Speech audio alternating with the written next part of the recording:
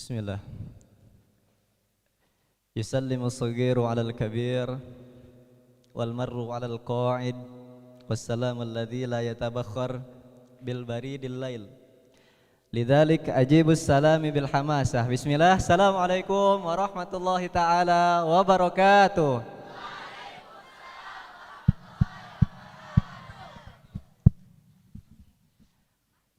Alhamdulillah. Alhamdulillahilladzi anzalas sakinata fi qulubil mu'minin liyazdadu imanan ma imanihim walillahi junudus samawati wal ard wa kana Allahu aliman hakima. Asyhadu an la ilaha illallah wahdahu la syarikalah wa asyhadu anna Muhammadan abduhu wa rasuluhu alladzi la nabiyya wa la rasula ba'da amma ba'd. Alhamdulillah, tiada kata yang paling indah selain kita mengucapkan rasa syukur kita atas kehadirat Allah Subhanahu wa taala. Yang mana tadi pagi saya masih di Bogor, diterbangkan oleh nikmat Allah tiba-tiba sampai ke Medan. Yang mana tadi pagi saya subuhnya masih di kisaran daerah masih di Bogor juga. Insya Allah kali ini mungkin first time saya subuh di Medan, insya Allah. Itu semua tidak lepas daripada nikmat yang Allah Subhanahu wa taala berikan kepada kita. Jadi saya kayak Nabi Sulaiman gitu ya. Kalau Nabi Sulaiman kan subuh bisa di mana-mana, subuh di Palestina, pengen subuh di ini ya, pengen subuh di India, naik sajadahnya tiba-tiba subuh di India gitu. Saya juga bisa gitu, tapi agak sedikit berbayar naik pesawat gitu.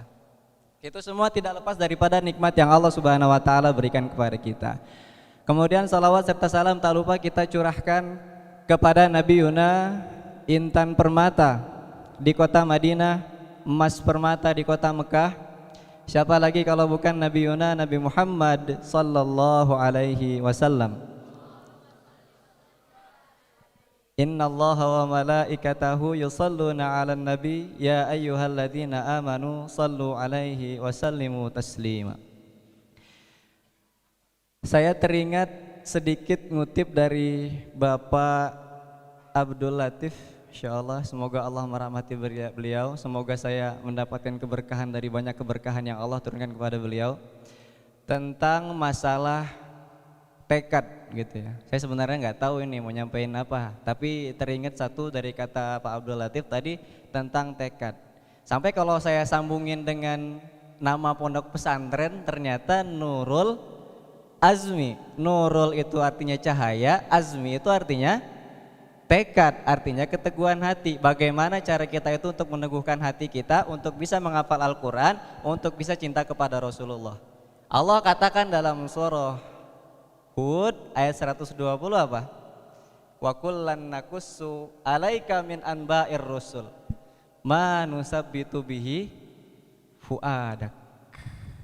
Sengaja Allah menceritakan kisah-kisah Nabi Muhammad untuk apa? Meneguhkan iman kamu. Nah, jadi pas banget nih temanya nurul cahaya gini ya, silau begini dua. Kemudian adanya ketekadan bagi kita, tekad untuk bisa menghafal Al-Quran di sini.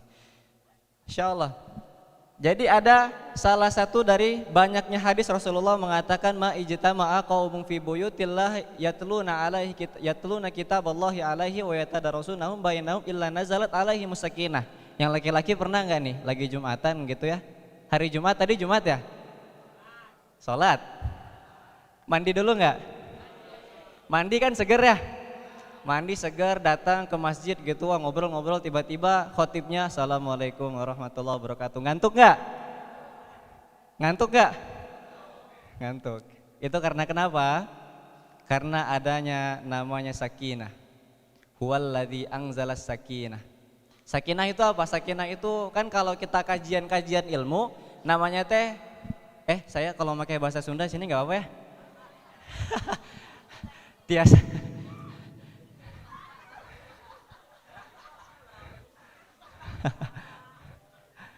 Insyaallah. Saya nggak tahu nih gimana pakai bahasa Medan di sini, saya nggak tahu. Biasanya ngisi di Bandung, balik lagi ke Bogor, Bandung balik lagi ke Bogor. Jadi anak-anak ini semua kudu harus pakai bahasa teh, kalau enggak mah kalau orang Sunda mah begitu. Mungkin saya kalau ke bawah nggak apa-apa. Kan kajian yang begini itu adalah riyadhah min riyadhatil jannah, di antara banyaknya taman-taman yang Allah Subhanahu wa taala berikan kepada kita. Antum pernah kalau lagi di taman kan ada angin sepoi-sepoi, nengok bunga, nengok ayam gitu lewat-lewatan seliweran gitu. Kemudian kita nongkrong gitu hangout ya. Kemudian apa yang terjadi? Ngantuk nggak begitu? Ngantuk ya kalau ada angin. Makanya kalau kita itu lagi ada di kajian ilmu, bawaannya ngantuk itu nggak masalah, memang begitu. Jadinya kalau kita itu lagi hidup di taman-taman surga itu namanya sakinah. Antum pernah nggak punya hutang gitu, bawaannya langsung enak tidur gitu. Nggak punya masalah, bawaannya enak langsung tidur. Nggak punya pasangan, kalau nggak punya pasangan mah, kalau punya pasangan lebih tidur itu lebih susah, teman-teman. Saya baru ngalamin ini 2 bulan mendatang nih.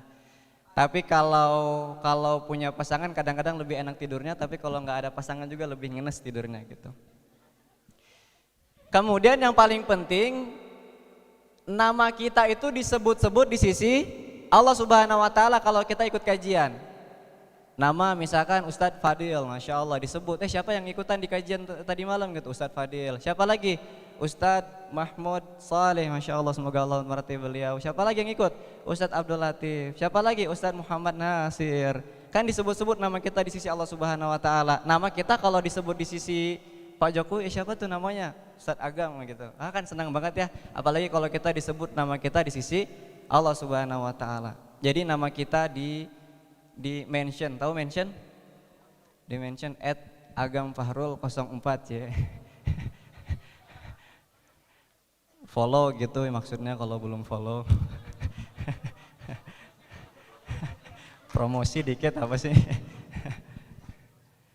Kan disebut gitu. Lokasinya di mana gitu? Lokasinya di mana? Itu di Pondok Pesantren Nurul Azmi. Jadi yang berkahnya bukan saya doang, temannya juga dapat keberkahan dan orang yang mengisi ini juga dapat keberkahan. Masya Allah, amin amin Allahumma amin. Kan berkah semuanya gitu, yang ngisi berkah, yang datang berkah, yang ngasih minuman berkah, yang mandang dari belakang ke depan, yang dari depan ke belakang itu mendapatkan keberkahan. Kemudian salawat serta salam tak lupa kita curahkan, udah ya tadi ya, kepada Nabi Muhammad. Nabi Muhammad itu teman-teman adalah Nabi yang menutup segala akhlak-akhlak terbaik bagi setiap Rasul dan setiap Nabi. Jadi kalau kita paham Nabi yang paling kasep, Nabi yang paling ganteng, Nabi siapa namanya? Nabi Yusuf. Nabi Yusuf itu gantengnya gimana? Antum kalau pernah lihat saking gantengnya, perempuan yang nengok laki-laki itu tangannya kepotong gitu kan.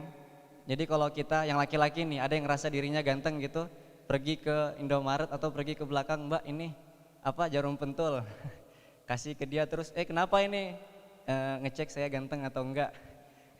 Terus setelah itu tusukin Mbak sambil nengok saya gitu. Kalau misalkan sakit berarti saya masih jelek, tapi kalau mbaknya enggak kesakitan, insya Allah saya ganteng Mbak.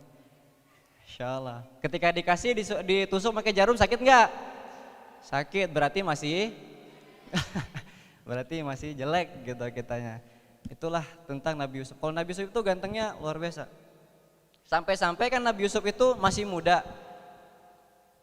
Setiap hari buat gitu kayak saya gitu, buat instastory gitu, kemana-mana buat instastory gitu. Kan rame trending YouTube, trending Twitter di Mesir ketika di zaman Nabi Yusuf alaihissalam. Trending itu siapa ini namanya Yusuf, ini nama anak muda ganteng banget gitu kan. Semuanya disebut nama Yusuf. Apa-apa di mention Nabi Yusuf, sampai-sampai di meja ditulis namanya Yusuf gitu. Kalau lagi di sekolah ada nggak sekarang? Kalau di sekolah, kalau nggak di buku halaman terakhir ditulis namanya Yusuf. Kemudian apalagi di tangannya ditulis tulisan nama Yusuf. Ada yang kayak gitu, saking bucinnya begitu ada ya? Insyaallah, naudzubillah, semoga yang masih begitu Allah cepat sadarkan, amin. Di papan tulis gitu ya, ditulis nama Yusuf. Nah trending terus, akhirnya apa yang terjadi? Nabi Yusuf kan dipanggil, dapat godaan yang luar biasa itu tentang kegantengan Nabi Yusuf. Pokoknya sekarang kita itu nggak ada lah yang ngalahin gantengnya Nabi Yusuf alaihissalam. Nah kalau perempuan, tadi mah laki-laki ya. Kalau perempuan siapa? Perempuan paling cantik? Khadijah, Maryam, salah. Yang benar adalah Bunda Sarah. Perempuan, laki-laki yang menengok Bunda Sarah bukan terluka tangannya, akan tetapi langsung stroke. Tahu ya, langsung stroke gitu. Antum pernah nggak laki-laki ini nengok perempuan gitu saking cantiknya kemudian antum stroke, pernah? Nggak pernah, belum ada perempuan yang secantik Bunda Sarah. Kan Bunda Sarah ini ya jalan-jalan gitu, backpackeran bawa tas gede sama santrinya Nabi Ibrahim gitu, suaminya Nabi Ibrahim kemudian bawa satu santri namanya Nabi Lut yang bakal bisa menjadi nabi juga nantinya. Jalan berdua tujuannya pengen ke Palestina tapi transit dulu di Mesir gitu. Ngapain gitu kan, transit dulu di Mesir. Akhirnya apa? Kalau ada perempuan cantik dari Madian ya. Dari Madian ya berangkatnya, dari Madian transit dulu ke Mesir pasti bakal jadi trending topik. Ini siapa nih cewek cantik nih datang gitu. Akhirnya apa? Semua anak-anak muda itu nyebutin nama Bunda Sarah. Sampailah kepada telinga Raja Fir'aun. Nah, jadi setiap raja Mesir itu namanya Fir'aun ya, bukan Fir'aun itu nama raja. Jadi sampailah ke telinga Fir'aun. Akhirnya siapa sih ini sih Sarah gitu. Akhirnya dipanggil 3 orang tadi. Ada di depannya Nabi Ibrahim, ada di depannya Nabi Lut, kemudian di depannya ada Bunda Sarah. Akhirnya dikatakan sama Nabi Ibrahim oleh Fir'aunnya tadi, wahai Ibrahim, kamu punya kedudukan apa dengan Sarah? Akhirnya Nabi Ibrahim kan kecerdasan Nabi Ibrahim, kalau Nabi Ibrahim mengatakan suaminya pasti bakal dibunuh. Akhirnya Nabi Ibrahim mengatakan, oh enggak, dia cuman teman seperjuangan aku. Kan enggak bohong ya, maksudnya adalah teman seperjuangan sehidup semati, sehidup semati gitu. Akhirnya apa yang terjadi? Setelah itu, oh ya udah, kamu apa? Kakaknya gitu. Iya, kata Nabi Ibrahim, saya kakaknya. Akhirnya apa? Dikasihlah, kalau transit itu mestinya berapa jam kemudian, tapi di-delay gitu, sengaja di-delay sama rajanya. Oh ya nih kamu berdua, Lut sama Ibrahim dikasih kamar VIP. Tapi Bunda Sarah dikasih kamar yang lebih VIP gitu sendirian. Akhirnya apa? Malam datang gitu kan Fir'aun ke situ, pengen niatnya tuh menggoda Bunda Sarah. Akhirnya apa? Datang dulu. Akhirnya terbuka lah di situ dan kemudian tangan daripada Fir'aun itu menyentuh daripada bagian lengannya Bunda Sarah. Akhirnya apa? Tiba-tiba tangan Firaun itu langsung lumpuh gitu, langsung stroke. Akhirnya apa? Coba lagi tangan kirinya nyentuh Bunda Sarah, tiba-tiba langsung lumpuh, langsung stroke juga. Akhirnya seluruh badan langsung menjadi stroke. Jadi ada perempuan itu saking cantiknya bisa membuat laki-laki menjadi stroke. Akhirnya apa? Ini bukan manusia biasa, ini bukan perempuan sembarangan. Panggil Ibrahim ke sini. Dipanggillah Ibrahim ke situ, kemudian dikatakan, kamu mau pergi pesawatnya? Mau. Saya nggak bakal ngizinin kamu berangkat lagi kecuali kamu nyembuhin saya. Kan Nabi Ibrahim hebat gitu, Khalilullah, punya apa-apa segala Allah. Kalau dia minta sama Allah tinggal dikasih. Akhirnya Nabi Ibrahim berdoa, kemudian di situ melanjutkan perjalanan gitu. Itu tentang laki-laki yang ganteng, perempuan yang cantik gitu. Ada lagi nabi yang apa nih? Nabi yang hobi main basket, ada? Yang suka main basket di sini ada laki-laki? Wah, belum ada ya. Insyaallah lah. Kan kalau di basket itu tinggi-tinggi. Jadi ternyata ada juga nabi yang tinggi, yaitu Nabi Adam alaihissalam. Kalau para riwayat sirah itu mengatakan 80 hasta. 80 hasta itu sampai 40 meteran ya. Itu tuh udah ideal gitu. Kita yang begitu tuh udah ideal. Yang kayak kita sekarang mah bukan ideal gitu. Coba bayangin, inilah bentuk keadilan Allah. Kalau kita hidup di zaman sejaman dengan Nabi Adam alaihissalam, bayangin kita lagi sholat. Ini apaan gatel?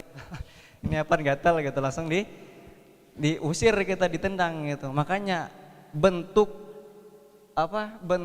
ideal dari penduduk surga itu adalah 40 meteran gitu, jadi tinggi.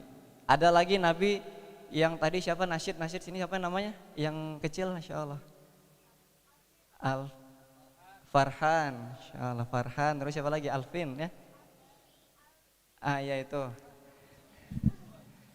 Si Alvin insyaallah ya. Nah yang begitu ternyata ada juga gitu yang nyaingin suara Nabi ini suara paling terbaik gitu. Jadi sampai sekarang, mungkin sekarang siapa sih nama penyanyi yang bagus suaranya? Ariel Noah mungkin siapa, itu mah gak seberapa dibandingkan dengan Nabi Daud alaihi salam. Sampai-sampai kalau kita katakan ini tentang saking bagusnya suara Nabi Daud alaihissalam ya. Jadi suatu ketika ini di malam-malam bulan Ramadan, Rasulullah kan jalan-jalan ya. Rasulullah jalan-jalan dari masjid ke dari rumah ke rumah, kemudian mau ke masjid gitu. Akhirnya sampai ke masjid ada sahabat namanya Abdullah bin Abu ya Allah siapa namanya? Abu Musa al-Asy'ari. Abu Musa al-Asy'ari lagi ngaji, kemudian Rasulullah dengar dari jauh. Akhirnya dikatakan di situ, "Weh, ini cakep banget ngaji," kata Rasulullah. Akhirnya disamperin di situ. Abu Musa al-Asy'ari menutup Al-Qur'annya. Habis itu Rasulullah mengatakan, "Wahai Abu Musa al-Asy'ari, bacakan lagi kepadaku tentang Al-Qur'an, aku pun menyukainya." Lantas kemudian kata Abu Musa al-Asy'ari, enggak enak ya Rasulullah gitu, saya mah enggak enak. Orang yang diturunkan Al-Qur'an kepada dia, masa saya membacakan Al-Qur'an gitu, kata Abu Musa al-Asy'ari. Akhirnya apa? Enggak apa-apa kata Rasulullah, kamu baca aja gitu. Akhirnya dibacakan di situ sama Abu Musa al-Asy'ari dan Rasulullah mendengarkan. Orang-orang yang di luar daripada kota masjid itu langsung berdatangan kepada Rasulullah sambil teriak-teriak, Rasulullah ya Rasulullah, ini malam Lailatul Qadar gitu." Kenapa kata Rasulullah? Itu bintang banyak banget gitu berhadiran. Maka kata Rasulullah adalah, ketahuilah itu adalah para malaikat yang ingin mendengarkan suara Abu Musa al-Asy'ari. Masya Allah. Tapi Rasulullah malah mengatakan, "Wahai Abu Musa al-Asy'ari, laqad utita mizbaron min mazamiri ali Daud." Wahai Abu Musa al-Asy'ari, Allah itu telah mengkaruniakan kepada kamu seruling daripada seruling-serulingnya keluarga daripada Nabi Daud alaihissalam. Jadi kalau ada yang suaranya bagus sekarang, itu termasuk daripada serulingnya Nabi Daud. Kalau ada yang pintar nasyid atau nyanyi sendiri di depan gitu atau ngaji qori kayak tadi, termasuk daripada mizbaronnya Ali termasuk daripada seruling Nabi Daud. Udahlah suara bagus, suaranya itu adem gitu, tapi kekuatannya nggak usah dilawan, Mbak. Siapa lawan Nabi Daud?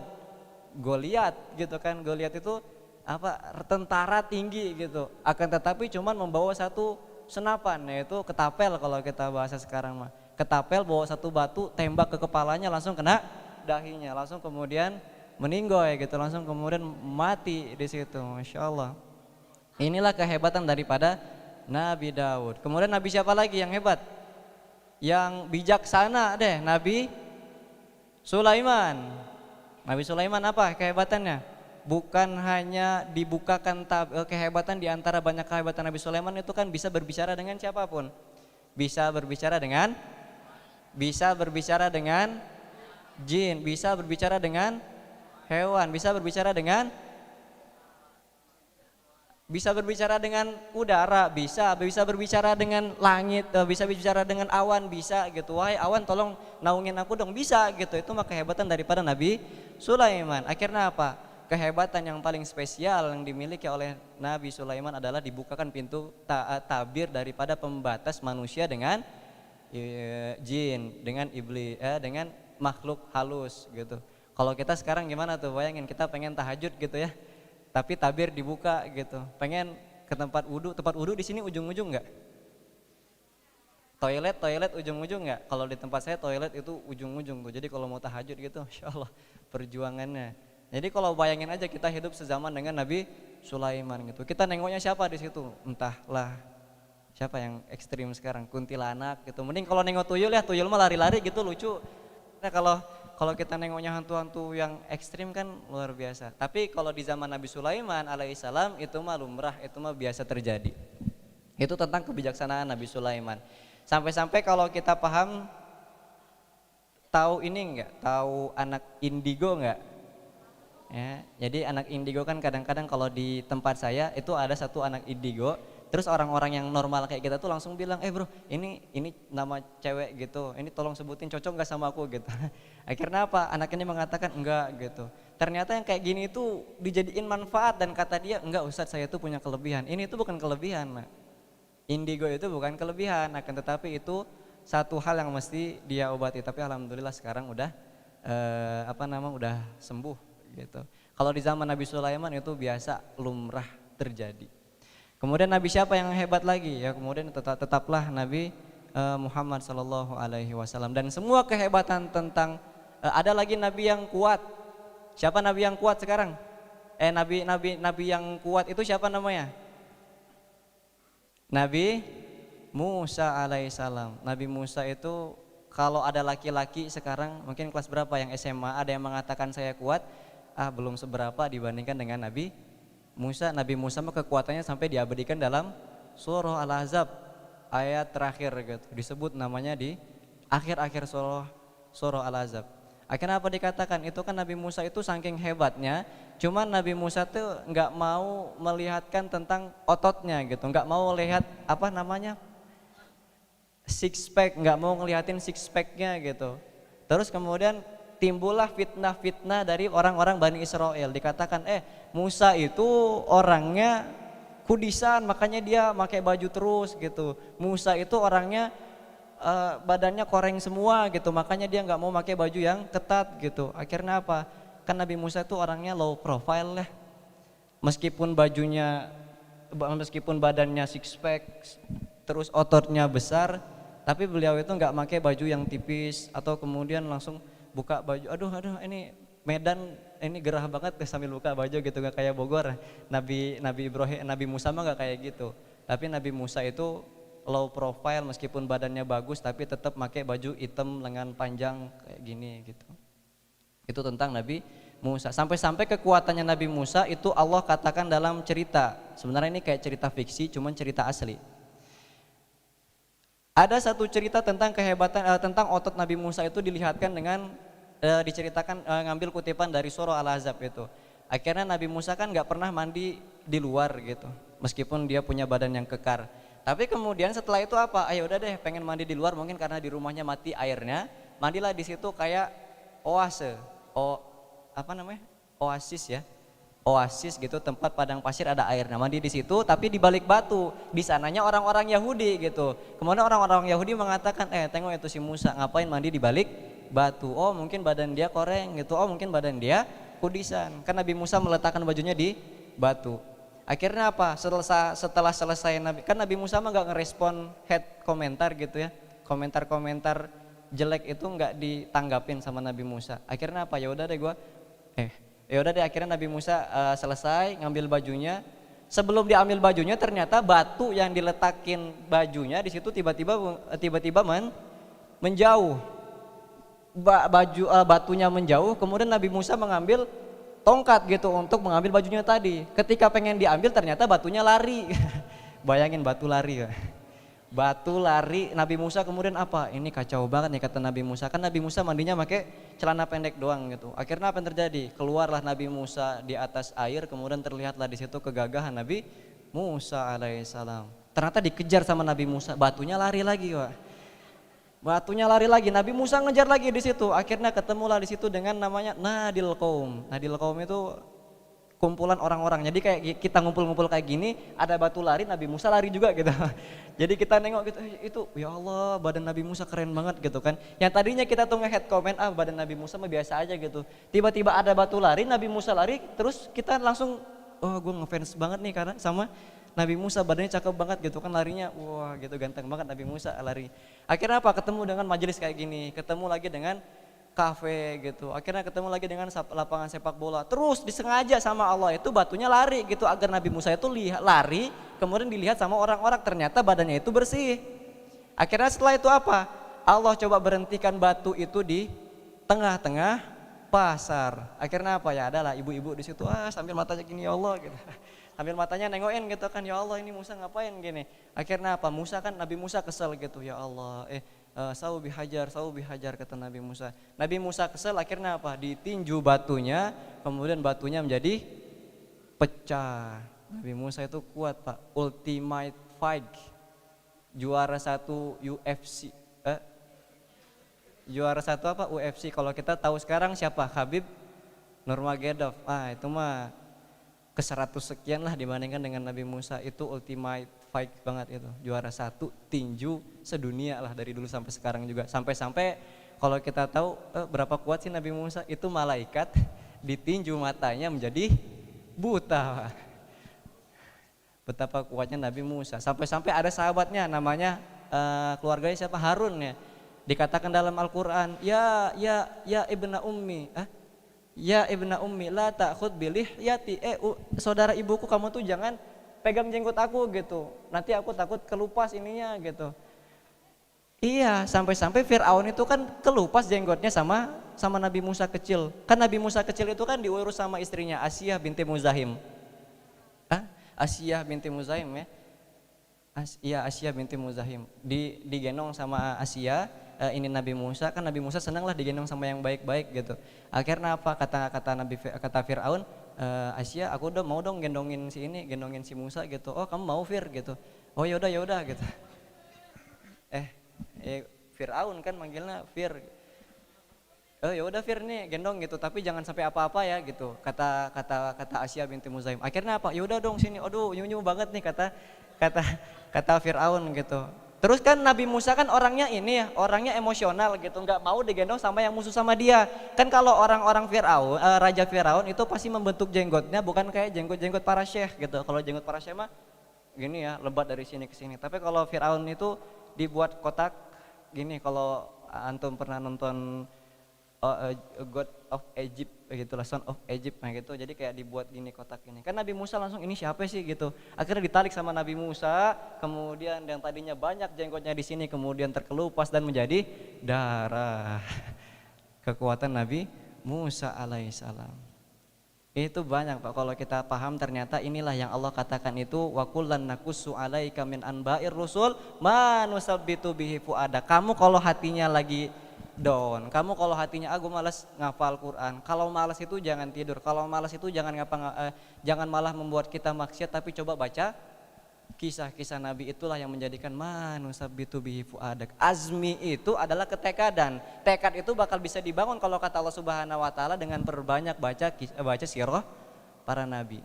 Dan semua kehebatan Nabi Musa, Nabi Adam, Nabi Yusuf, Nabi Sulaiman, Nabi Ibrahim itu dikumpulkan menjadi satu. Ternyata sampailah di situ kepada Nabi Muhammad sallallahu alaihi. Kehebatan Nabi Muhammad apa? Wah banyak. Ganteng? Jangan tanya. Bisa ngobrol sama jin? Bisa. Nabi Muhammad itu bisa ngobrol sama jin. Sampai-sampai kalau kita paham ternyata ada kan ketika Nabi Muhammad SAW lagi pengen baca surah jin tengah-tengah malam gitu, iblis itu nyuruh, kan iblis kan tentara bos para jin gitu. Iblis itu nyuruh ke anak buahnya, tolong dong godain ini Nabi Muhammad ini, dia lagi baca Al-Qur'an gitu. Datang pengen ngegodain Nabi Muhammad, Nabi Muhammad lagi baca surah Al-Jin, yang tadinya pengen ngegoda tiba-tiba malah masuk Islam. Kata iblisnya, ini mana perasaan tadi aku nyuruh untuk ngegoda Nabi Muhammad, tapi kok sampai sekarang belum ada japrian masuk nih gitu. Sekarang kemana nih? Karena setelah itu apa, kan cemas gitu. Bahkan kalau kita paham ya, sebelum Nabi Muhammad SAW itu dilahirkan, ini saya minta waktu sedikit, padahal sampai 30 menit, nggak apa-apa? Dikit lagi ya. Sampai kalau kita paham, sebelum lahir Rasulullah SAW, kan para iblis itu bisa leluasa ya, naik ke langit, turun lagi. Untuk apa? Ngambil dokumen rahasia kelangitan. Untuk ngambil, oh ini dapat rezeki nih, kita sesatkan. Pokoknya dia ngambil rahasia kelangitan. Tapi kok mulai masuk bulan-bulan ketika Rasulullah lahir, itu langit itu di close Pak, jadi di close friend gitu, yang bisa masuk malaikat, yang bisa masuk ya orang-orang pilihan. Jadi kata iblis, ini tumben nih Allah nge-close langit gitu, tumben-tumbennya mungkin ada berita besar. Akhirnya iblis itu memerintahkan para jin-jinnya untuk tolong dong cariin stempel tanah di muka bumi ini. Jadi tanah itu punya bau tersendiri gitu kan. Akhirnya dari seluruh penjuru dunia, iblis setan-setan itu membawa stempel-stempel tanah datang kepada iblis, ini tanah ini gitu, nggak ada. Akhirnya sampai satu tanah dicium sama iblis, oh iya ini tanah dari mana ini? Oh ini tanah dari Mekah gini. Oh iya udah bakal ada. Ini tanahnya baunya itu kuat banget dan bakal ada nabi yang bakal lahir di sini. Akhirnya apa? Inilah kehebatan Nabi Muhammad SAW. Pernah ngobrol sama jin? Bukan lagi ngobrol, tapi webinar kayak gini pernah. Kalau saya mah webinar offline gini, roadshow begini, ini mah masih manusia lah gitu, normal. Tapi kalau Rasulullah itu pernah langsung yang nontonnya adalah jin, bayangin tuh. Yang kan Rasulullah itu ngajak, yang tadi lagi Rasulullah baca surah Al-Jin, kemudian datang ke situ setan pengen ngegoda, tapi dia tiba-tiba masuk Islam. Malah perginya itu bukan kembali kepada iblis, tapi kembali kemana dia untuk memberikan dakwah ajaran agama Islam. Akhirnya apa? Dapat banyak pengikut itu. Oh yaudah ikut ke agama Nabi Muhammad ini bagus segala macam. Kan banyak tuh pengikutnya datang kepada Nabi Muhammad Shallallahu Alaihi Wasallam. Seraya dia mengatakan, wahai Nabi Muhammad, kan aku udah masuk Islam nih. Banyak nih yang pengen tanya-tanya soal hijrah gitu. Adain webinar dong gitu kata iblis ini gitu. Jadi ngejapri kepada Rasulullah. Bisa nggak gitu? Oh bisa kata Rasulullah. Kapan waktunya? Malam dong gitu. Biar serem gitu kan. Nggak mungkin kalau iblis siang hari. Akhirnya apa? Malam gitu. Ya udah malam jam segini ini tempatnya di sini gitu. Akhirnya apa? Setelah itu selesai dia ngumumin, dia buat flyer kayak gini gitu.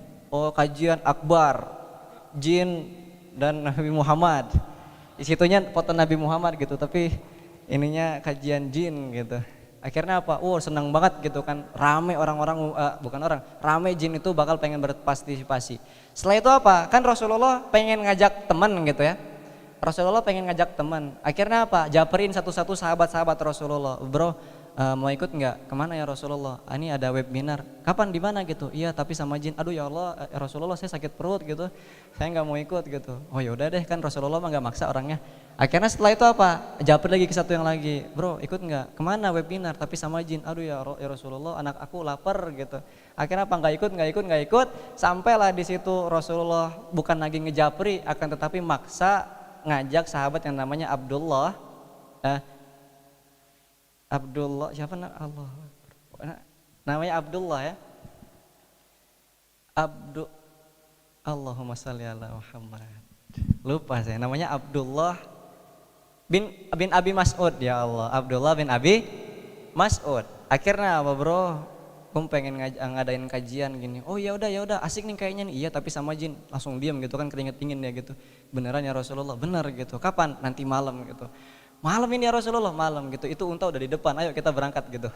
Berangkat kan naik unta. Setelah itu apa? Sampailah di antara banyak bukit kan gini, bukit kan kita nengok sekarang mah gedung, tapi di zaman Rasulullah itu bukit. Nah di sini adalah gurun pasir yang luas gitu. Akhirnya apa? Kan kajian akbar itu pasti ada tempat yang namanya registrasi untuk pemberian nama ya. Di sana pemberian nama, sebelum sampai situ akhirnya Rasulullah turun dari unta beserta dengan Abdullah bin Abi Mas'ud, membuat lingkaran dengan tangannya sendiri, kemudian berqomat kamit sambil membaca zikir-zikir kepada Allah, buat lingkaran. Akhirnya kata Rasulullah, wahai Abdullah bin Abi Mas'ud, jangan pernah sekali-kali kamu keluar dari lingkaran ini. Sekali-kali ya Rasulullah. Iya, jangan sekali-kali kata Rasulullah gitu. Ya udah deh, mungkin keluar dari ini doang kan biasa aja gitu, be aja. Akhirnya setelah itu apa? Rasulullah jalan naik untanya ke tengah-tengah. Kemudian memberi aba-aba, enggak lama setelah itu gemuruh luar biasa dari kanan, dari kiri, dari depan, dari belakang itu datang iblis. Kan iblis mah bentuknya bukan kayak kita yang kecil-kecil gini.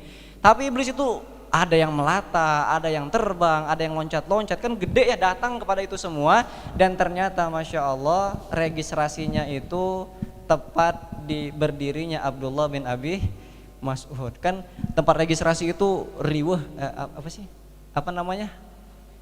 rame, sibuk gitu. Akhirnya apa? Adalah yang ngomong, kan aku udah registrasi, kok nggak ada namanya? Pokoknya ribut di situ. Abdullah bin Abi Mas'ud itu hampir terinjak, sampai-sampai Abdullah bin Abi Mas'ud mengatakan, kalau aku tidak teringat dengan kata Rasulullah agar tidak keluar dari lingkaran ini, maka aku sudah mati terinjak. Gitu. Akhirnya apa? Sambil tutup kepalanya, kan kalau nengok ke atas kan ngeri-ngeri bentuk jinnya. Kata Abdullah bin Mas'ud, nah saya nggak kuat nengok ke atas. Akhirnya Abdullah bin Mas'ud kayak gini sambil mengatakan, nah udah apaan ini, gue pengen balik gitu. Kata Abdullah bin Abi Mas'ud, gue pengen balik gitu. Saya nggak mau ikut kajian kayak gini lagi ya Rasulullah gitu. Kan Rasulullah jauh gitu. Akhirnya setelah itu apa? Rasulullah itu diriungin sama banyak jin-jin. Kan jin itu besar. Yang tadinya Abdullah bin Abi Mas'ud itu masih kelihatan di ujung itu Abdullah bin Abi Mas'ud, kemudian nggak kelihatan lagi. Banyak di situ kajian-kajian webinar, bolak-balik. Kan di sana mah nggak teratur kayak kita. Kalau kita teratur gini enak gitu. Tapi kalau di zaman Rasulullah ketika isi kajian jin itu nggak teratur. Setelah itu apa? Akhirnya selesai semua, Rasulullah bolak-balik naik gunung, bawa tulang turun ke bawah. Abdullah bin Mas'ud nengokin ini ngapain? Pulang setan banyak, pulang jin itu pada pulang. Akhirnya setelah itu adalah yang 1-2 ngadain podcast bareng Rasulullah gitu. Bukan podcast, sharing gitu, sharing time gitu. Beberapa orang paling 2 jin, 3 jinan gitu. Kan Abdullah bin Mas'ud sambil nengok-nengok dari jauh gitu kan. Abdullah bin Mas'ud nengok gitu, akhirnya selesai semua, pada pulang semua. Akhirnya cerita di situ kepada Rasul Shallallahu Alaihi Wasallam, wahai ya Rasulullah, tadi kenapa kamu bolak-balik naik gunung bawa tulang gitu? Oh iya, tadi ada jin yang berasal dari daerah yang kelaparan gitu, dia badannya kurus, kamu kan nggak, kamu kelihatan tadi, iya aku kelihatan gitu, kata Abdullah bin Mas'ud, aku kelihatan gitu. Dia nggak punya bahan makanan banyak, akhirnya aku naik gunung, kemudian aku memberikan kepada dia tulang. Sejak pertama itulah setan itu ternyata makan sari pati tulang. Jadi kalau antum naik gunung ke hutan-hutan lagi ada tulang, itu jangan diludahin atau jangan naudzubillah sampai dibuang air kecil gitu. Bayangin aja kalau kita lagi makan terus kita diganggu gitu kan kita bakal marah. Kalau ada tulang di tengah hutan atau di mana itu biarin, sebab mereka lagi dinner gitu. Sebab mereka lagi dinner, kita jangan ganggu. Ya kita kalau ganggu makan juga diganggu kan bakal marah gitu. Wajar kalau ada orang turun dari gunung pikirannya tiba-tiba hilang. Wajar kalau ada orang turun dari gunung tiba-tiba kesesat karena dia bakal ganggu jin itu makan gitu, mungkin gitu. Nah, kenapa setelah itu selesai semua cerita, curhatlah Abdullah bin Abi Mas'ud. Saya minta waktu dikit lagi. Curhatlah Abdullah bin Abi Mas'ud. Akhirnya dikatakan di situ, wahai Rasulullah, tadinya aku pengen keluar gitu dari lingkaran ini.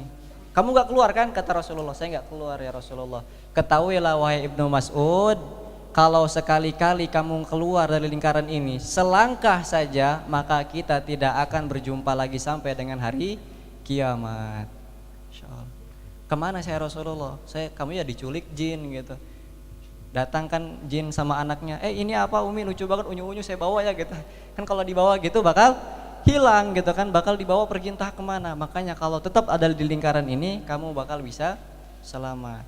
Ini kehebatan Rasulullah kalau bisa ngobrol sama jin. Jin itu ada satu lagi kisah. Ada jin itu kan, jin itu demi untuk ngambil sertifikasi, dikatakan oh gue jin handal. Mereka itu harus ngambil sistem, katakanlah sistem ngegoda manusia. Kalau berhasil dia selesai dapat skripsinya gitu. Akhirnya setelah itu apa? Ada jin, ini jin itu yang newbie.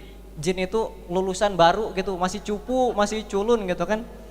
Udahlah cupu, culun, pokoknya ini nggak jelas banget ini jinnya. Ternyata apa? Oh gue yakin nih dapat skripsian nih. Kan aku kan pintar gitu ngegoda gitu. Akhirnya apa? Salah milih lawan gitu. Akhirnya apa? Oh ini gampang nih kayaknya, ditengok mukanya polos-polos. Ternyata yang pengen digoda adalah Rasul Shallallahu Alaihi Wasallam.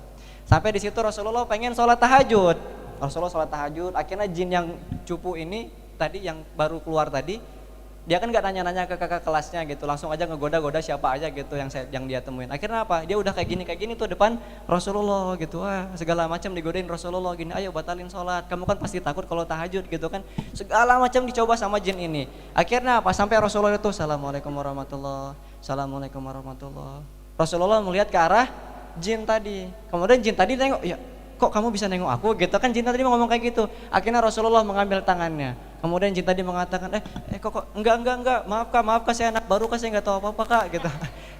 Dia ke gap gitu sama Rasulullah, enggak ya, tadi saya nggak tanya kakak saya dulu gitu, kakak saya dulu gitu kan, kalau bahasa kita mah om enggak om gitu, gimana om jangan, oh enggak om jangan om gitu kalau bahasa kita. Astagfirullah. Om jangan om gitu, enggak om, saya anak baru, saya nggak tahu apa-apa gitu, kata Rasulullah. Kan Rasulullah udah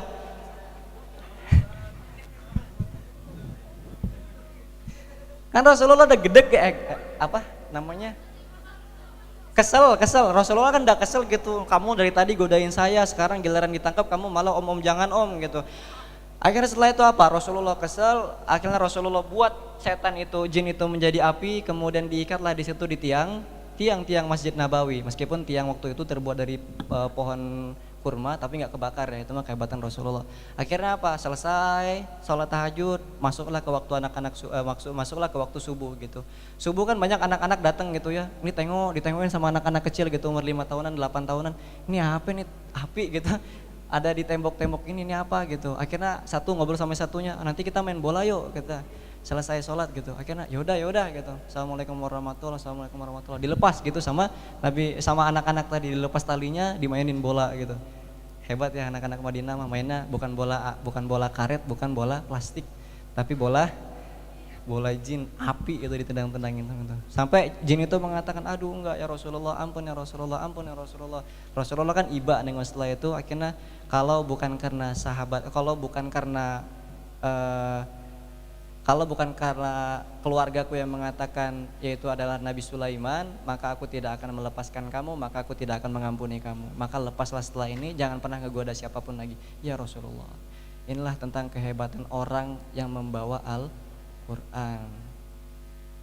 1 tahun ada berapa bulan?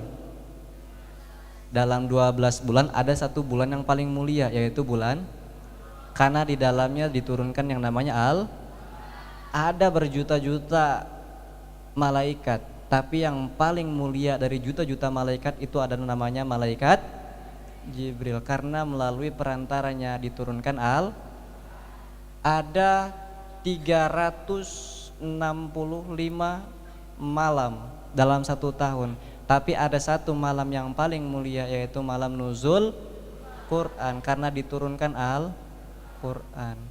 Orang kalau udah sama Al-Quran, betapa dimuliakannya dia. Saya katakan di sini, ini berapa kali saya ambil analogi ini. Ini kalau saya jual di Indomaret laku enggak? Enggak laku, Pak.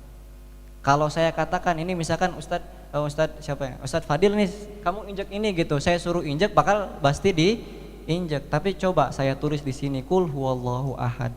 Ustadz Fadil tolong dong injek ini. Berani enggak? Enggak berani, karena di sini ada ayat Al-Quran. Sama kayak antuna. Kalau pengen dimuliakan, ada Al-Quran di sini, itu bakal dimuliakan. Jadi mungkin ini lebih daripada cukup ya waktu saya, mohon maaf. Kita lanjut ke sesi sesi tanya jawab, Q&A. Masuk ke sesi Q&A. Jadi kalau teman-teman ada yang punya keluhan hidup, curhatnya ke Allah gitu, jangan curhat ke saya mah nggak tahu apa. Antum kalau punya utang, curhatnya ya ke orang tua lah, jangan ke saya. Gimana Ustaz? Ya mungkin dari para santri kita atau santriwati yang mau bertanya mungkin.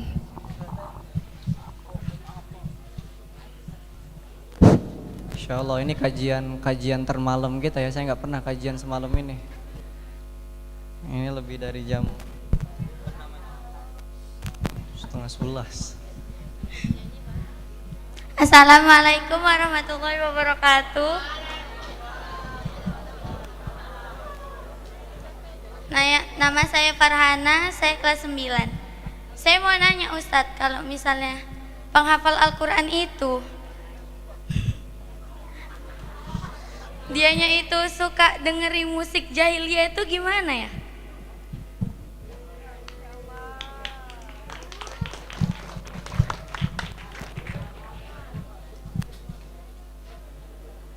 Ya, bisa langsung dijawab Ustaz.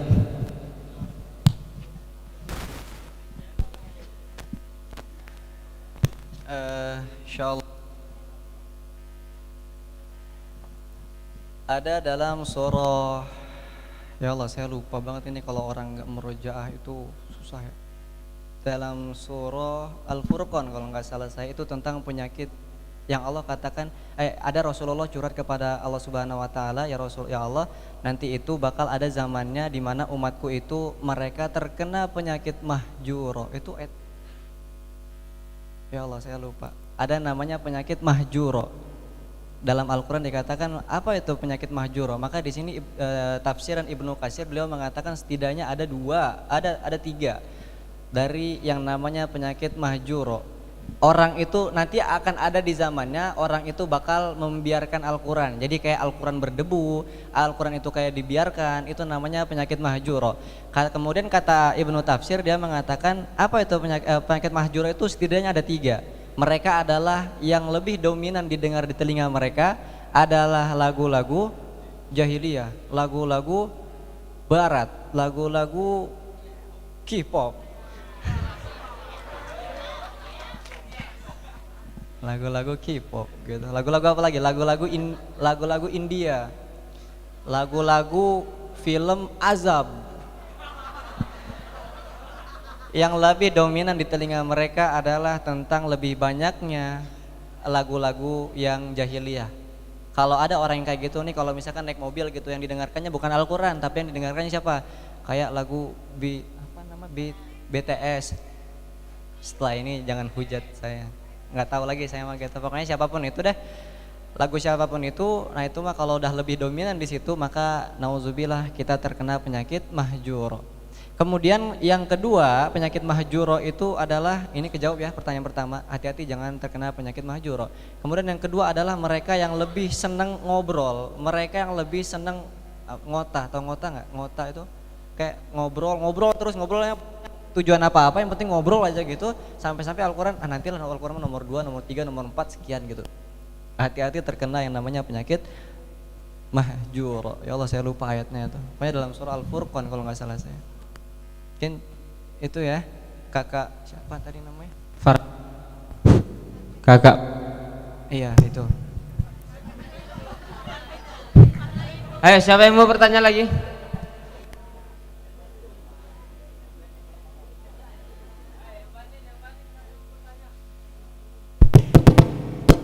Assalamualaikum warahmatullahi wabarakatuh.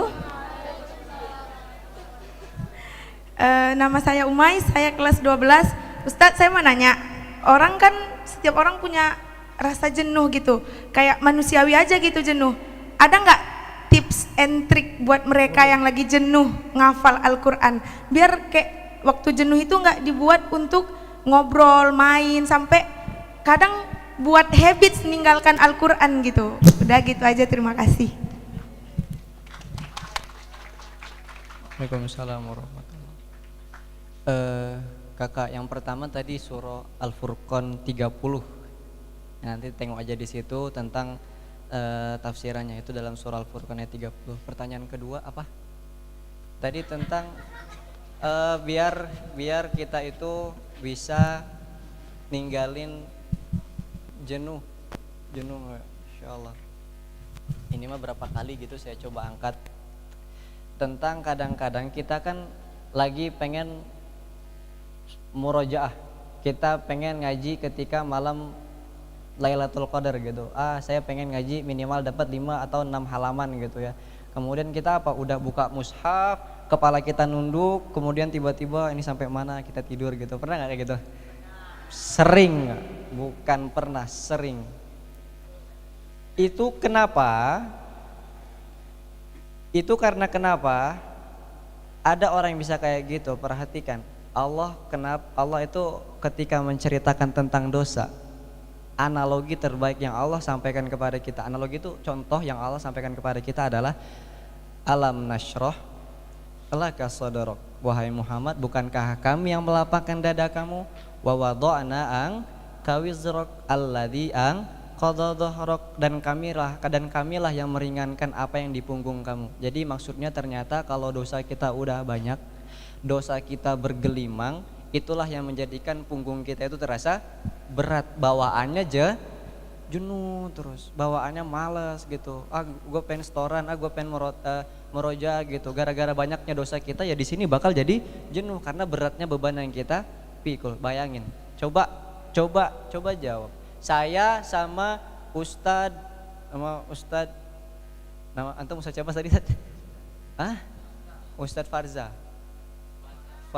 Saya sama Ustadz Farza pengen ngedaki gunung di Medan teh, Gunung Sinabung. Meledak nih Ustaz. Gak apa-apa, kita kan pengen yang ekstrim maksudnya. Pengen Sinabung gitu, yang ada api-apinya gitu. Saya berdua sama Ustadz Faza. Ustadz Faza megang bawa ransel berat isinya 8 kiloan gitu. 8 kiloan, saya nggak bawa apa-apa. Pertanyaannya siapa yang paling cepat sampai ke puncak? Saya, karena saya nggak punya beban di punggung saya. Dan Ustadz Faza mempunyai beban yang sangat berat di punggungnya. Jadi kalau kita itu pengennya nggak jenuh, kalau kita itu pengennya, kamu tadi pakai bahasa sok gaul ya, saya juga pakai bahasa sok gaul lah. Kalau kamu pengen hidup itu comfortable, tahu comfortable nggak teh? Nyaman.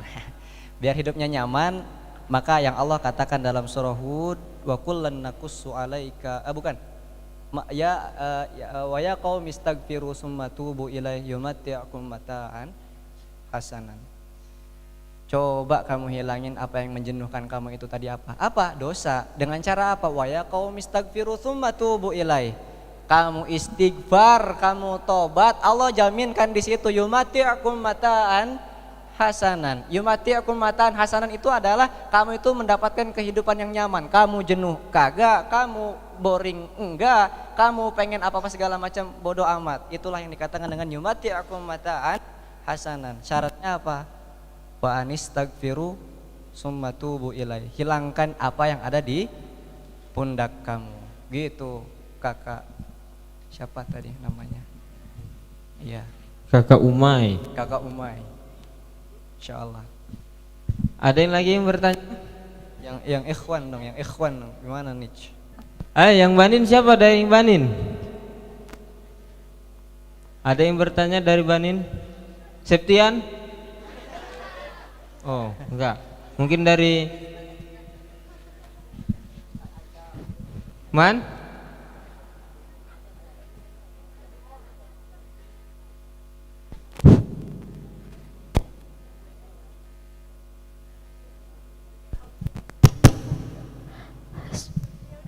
Assalamualaikum warahmatullahi wabarakatuh. Nama saya Sarah dari kelas 7. Saya mau nanya Ustadz, cara biar kita terhindar dari penyakit mahjuro itu gimana Ustadz? Syukran. Nambahin ya Ra. Insyaallah ini gini, kalau katanya Zakir Naik itu it be question. It be good question gitu, sambil logat-logat Indianya gitu, saya nggak tahu. Jadi pertanyaan yang cakep nih, bagaimana cara kita untuk bisa menghindar dari yang namanya penyakit mahjuro. Jadi penyakit mahjuro tadi tahu ya, dalam surah Al-Furqan ayat 30. Insyaallah. Ternyata cara yang paling ampuh itu ya tadi, kita kena masuk di pondok pesantren, apalagi nama pondok pesantrennya Nuzul Zikri, tentang tekad yang baik. Karena tekad kita apa? Tekad kita nggak terkena dengan yang namanya penyakit mahjuro. Almar'u ala dini khalili, falyangdur ahadukum may yukhalil.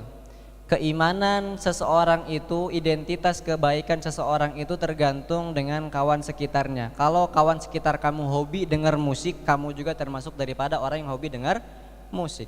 Kalau teman sekitar kamu adalah orang yang hobi ngegibah, maka kamu termasuk daripada orang yang hobi ngegibah. Kalau kamu termasuk orang yang suka memfitnah orang lain, maka juga kamu termasuk daripada orang yang suka karena kita itu tergantung daripada circle pertemanan kita. Burung itu bakal terbang dengan yang sesuai sejenis dengan dia, bakal hinggap di dahan yang sejenis dengan dia, dan bakal bersarang dengan sejenis dengan dia. Orang beriman gak bakal betah berlama-lama duduk bersama orang munafik. Orang munafik gak bakal betah berlama-lama nongkrong bersama orang yang beriman. Makanya kalau mau menghindari dari penyakit mahjuro, cari teman yang dengar musiknya mungkin gak apa-apa deh, musik opik gitu. Siapa? Ya opik ya, solawat gitu, tetanya solawat yang baik-baik gitu.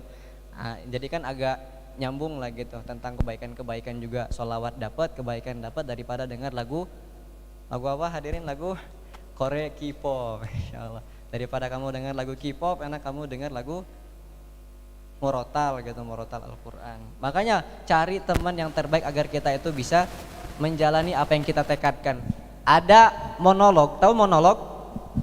Percakapan satu orang tentang orang itu salah milih kawan.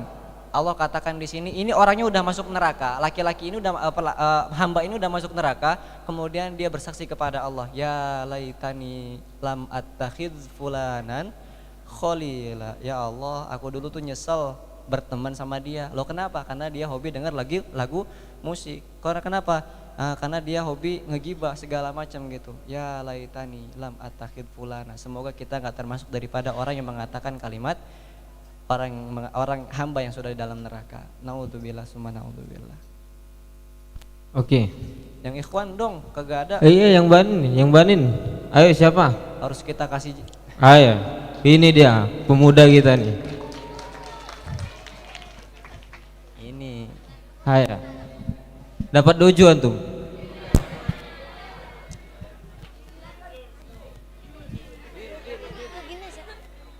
Ustaz, nama saya Syauki, kelas 7.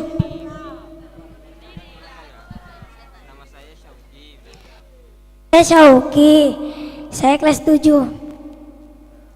Saya Bahkan mik pun menolak. Enggak. Saya mau bertanya, Ustaz. Canda. Saya mau bertanya, Ustaz.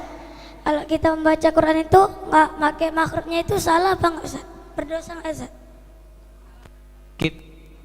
Quran tidak pakai makhraj atau makhrajnya salah, kira-kira berdosa nggak, Ustaz? Masya Allah. Mungkin ini Ustadz Fadil bisa jawab. Gimana? Kalimat Imam Al-Jazari mengatakan wal akhdhu bit tajwidi Hatmul lazim. hatmun lazimun. Al-Quran itu sengaja diturunkan dengan tajwid. Kemudian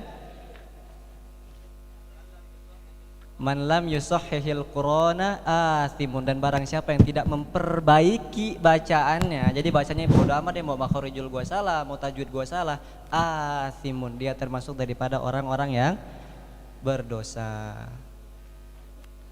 Itu kalau dari kutipan perkataan Imam Ibnu Zari. Insyaallah. Oke, karena kita melihat dari waktu, satu pertanyaan lagi. Ayo, siapa? Dari Banin ya, Farhan. Banat tadi sudah 3. Dari luar lapangan dong ini, dari Ya. lapangan terus kita. Tengok Ustaz lari-lari dia semangat untuk bertanya tuh.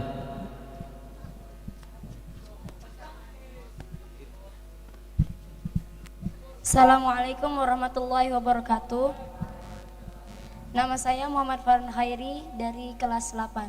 Saya ingin bertanya, bagaimana jika ada orang yang lebih suka mendengarkan murattal daripada membaca Al-Quran? Syukran. Gimana? Saya nge-like. Bagaimana jika ada orang yang lebih suka mendengar murattal Al-Quran daripada membaca Al-Quran? Lebih suka mendengarnya daripada membacanya. Bagaimana itu, Ustaz? Alladzina yadhkuruna Allaha qiyaman wa qu'udan wa 'ala junubihim. Termasuk orang-orang yang berzikir kepada Allah itu ketika dia dalam keadaan berdiri, kemudian dia dalam keadaan duduk, kemudian dia dalam keadaan berbaring. Apakah mendapatkan pahala yang sama? Sama. Karena dia tetap berzikir kepada Allah. Alladzina yadhkurunallaha qiyaman. Jadi kalau antum lebih, kadang-kadang konsep orang menghafal Al-Qur'an, saya pernah ikut konsep menghafal Al-Qur'an itu pakai konsep tulis. Saya tulis di situ, ternyata saya nggak mempan, saya nggak bisa gitu, capek kelamaan gitu. Akhirnya dengan cara apa? Dengan cara mendengar, coba dengan cara mendengar. Nggak bisa juga, paling cuman hafal Al-Kahfi doang gitu, karena sering dengar setiap Jumat. Tapi coba saya pakai metode hafal beserta terjemahannya. Oh itu canggih, Pak. 38 hari saya menyelesaikan setoran Al-Quran. Itu kalau kita dengan cara metode ada pakai artinya. Jadi enaknya kalau kita itu ngaji pakai artinya, kita itu bukan hanya membaca, kemudian kita nggak paham ini apa yang disampaikan Allah kepada kita gitu. Tapi kalau kita paham artinya, orang mengatakan, bro ini hadisnya, ayatnya apa? Ada gitu, kita langsung nyebutin. Jadi ternyata konsep orang menghafal, pertama nggak apa-apa menggunakan dengar, nggak apa-apa menggunakan bacaan. Mana yang lebih bagus? Bagus semuanya, nggak ada yang salah. Yang salah itu mereka yang tidak membaca mereka yang tidak mendengarkan begitu Bapak nasyid. Kamu tadi nasyid tadi ya? Laqad utita min mazmaran min mazamiri ali Dawud. Oke, Ustaz, mungkin itu pertanyaan terakhir di acara ini. Mungkin boleh sebelum kita bagi hadiah, Closing statement. closing statement dan Doa.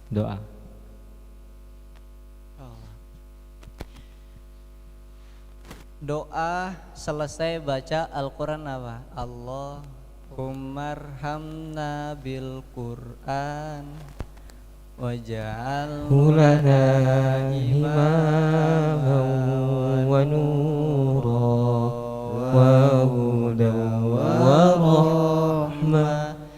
Allahumma dhakkirna minhu ma nasina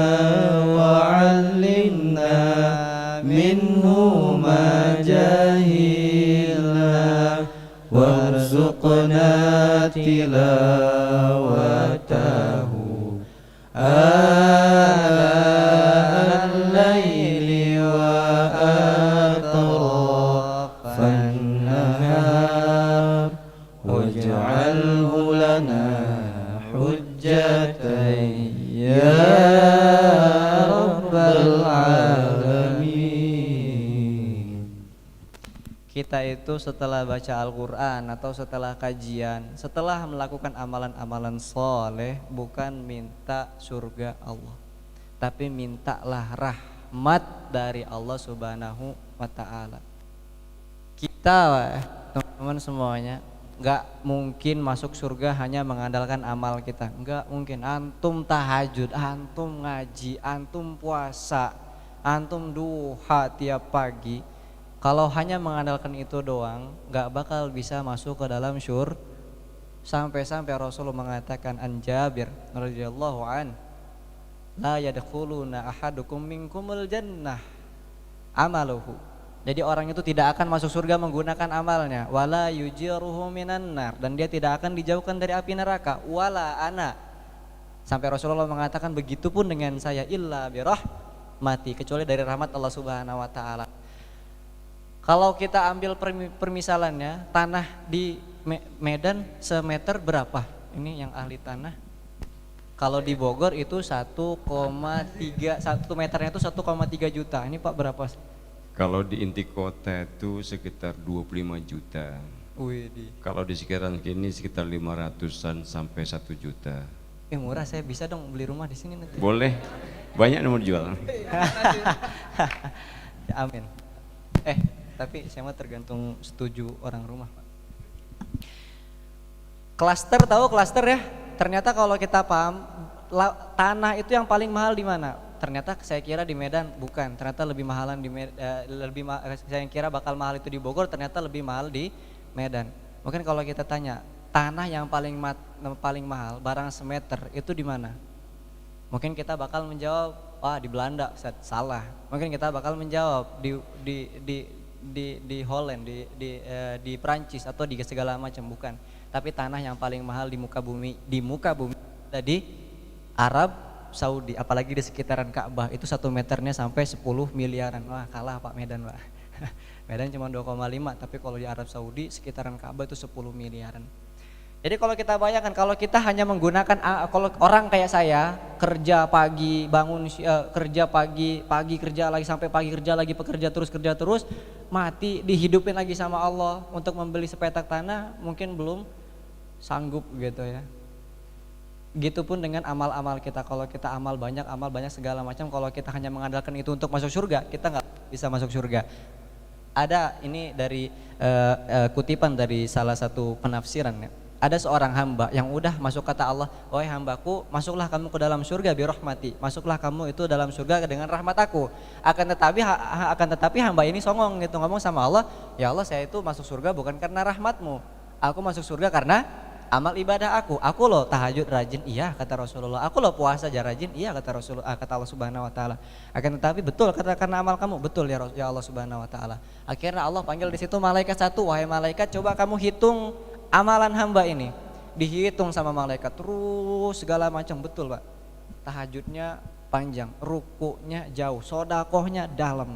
Akan tetapi apa dikatakan sama malaikat, udah ya Allah gitu, kata malaikat, udah coba kamu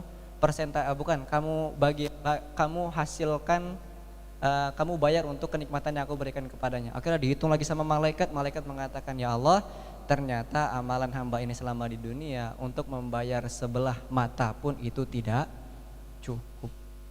Jadi ternyata kita itu bukan minta pahala yang banyak dari Allah Subhanahu wa Ta'ala, akan tetapi kita minta rahmat yang Allah berikan kepada kita. Allahummarhamna bil Quran.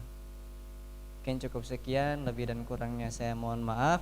Apabila ada salahnya saya mohon, itu datang dari saya sendiri. Apabila ada lebihnya itu datang dari Allah Subhanahu wa Ta'ala. Akhirul kalam, kita tutup dengan sebelum kita tutup, kita Ustadz lanjut dengan doa ya, insyaallah.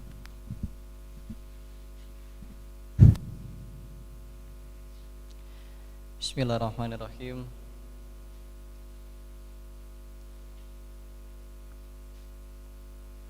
hamdan syakirin, hamdan naimin, hamdan yuafi ni'amahu wa yukafihu mazidah. Ya Rabbana lakal hamdu kama yanbaghi li jalali wajhikal karimi wa azimi sultanik. Raditu billahi rabba wa bil islami dina wa bi Muhammadin nabiyya wa rasula. Rabbi zidni ilma warzuqni fahma. La ilaha illa anta subhanaka inna kunna minadh zalimin. Rabbana zalamna anfusana wa illam taghfir lana wa tarhamna lanakunanna minal khasirin. Allahumma inna nas'alukal huda wat tuqa wal afafa wal ghina. Allahumma inna nas'aluka min ilmi, Allahumma inna na'udzubika min ilmi la yanfa' wa qalbi la yakhsha wa amalin la yurfa' wa du'ain la yusma. Allahumma inna nas'aluka salamatan fid din wa afiyatan fil jasad wa ziyadatan fil ilmi wa barakatan fil rizqi wa taubatan qoblal maut wa rahmatan indal maut wa maghfiratan ba'dal maut. Allahumma hawwin alaina fi syakaratil maut wan najata minan nari wal afwa indal hisab. Allahumma innaka ta'lamu anna hadhil qulub qad ijtama'at ala mahabbatik wal taqat ala ta'atik wa tawahadat ala da'watik wa ta'ahadat ala nusratik syariatik. Fawasfiqillahumma rabitataha wa adim waddaha wa hadiha subulaha famlaha binurikal ladzi la yakhbu washrah suduraha bi faidil imani bik wa jamili tawakkuli alaik wa ahiha bi ma'rifatik wa amitha ala syahadatik fi sabilik innaka ni'mal maula wa ni'man nasir. Rabbighfirli wa liwalidayya warhamhuma kama rabbawna shighar. Rabbana atina fid dunya hasanah wa fil akhirati hasanah wa qina adzaban nar. Da'wahum fiha subhanakallahumma wa tahiyyatuhum fiha salam wa akhiru da'wahum anil hamdulillahi rabbil alamin. Al-Fatihah.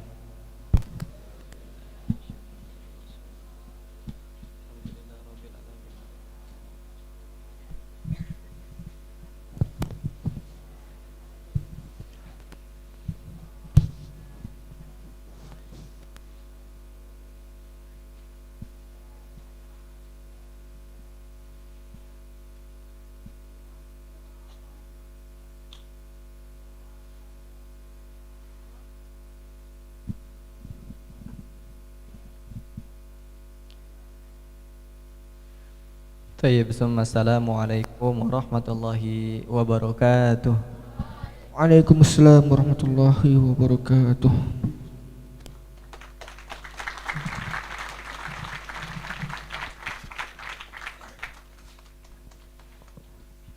Syukran katsiran